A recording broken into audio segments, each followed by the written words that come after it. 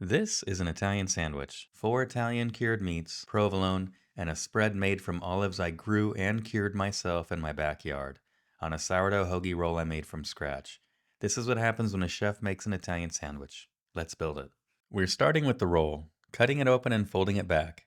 Take your time here. You want it fully open and flat so every layer sits evenly. This is my sourdough hoagie roll. I'll be releasing the recipe and creating a video here really soon. Straight into the homemade mayo, then the provolone goes down first. Cheese on the mayo creates a barrier so the bread doesn't get soggy no matter what you pile on top. Now here's where this sandwich gets interesting. These are olives I grew and cured myself from a tree in my backyard.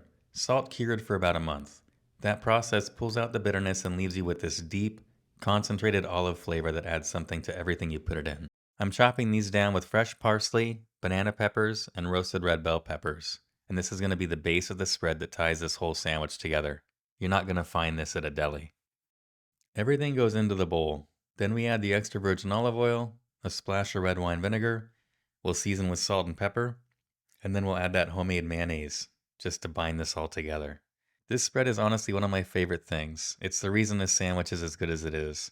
The olives, the vinegar, the mayo, everything just works really well together and makes every single bite better than the last. The last thing we need to cut is the tomatoes. When you're shopping, just get whatever looks best that day. Don't overthink it.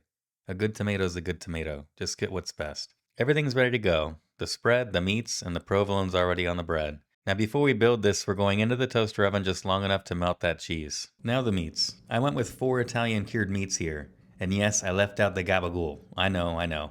But these 4 look so good at the counter that I couldn't say no. Trust me on this one. The sandwich does not suffer.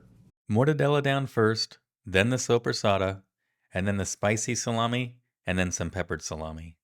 Layer everything evenly so you get every component in every bite. In my opinion, this is way better than a chopped sandwich. Every bite is slightly different. Every combination of flavors is its own thing. Then the tomatoes go on next, and then I'm using arugula here instead of shredded lettuce. That peppery bite arugula gives you is just better. We'll top the lettuce with some extra virgin olive oil, red wine vinegar, salt, and pepper. Then the spread goes on last and we close it up.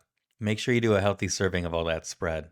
And I'm telling you, this is the kind of sandwich I could eat every single day for the rest of my life and be totally happy. And there it is, cutting right through every single layer. Homemade bread, homemade mayonnaise, olives from my own tree and cured. This is what a real Italian sandwich looks like. If you want to make this at home, everything you need is in the description. If you enjoyed this video, hit that subscribe button.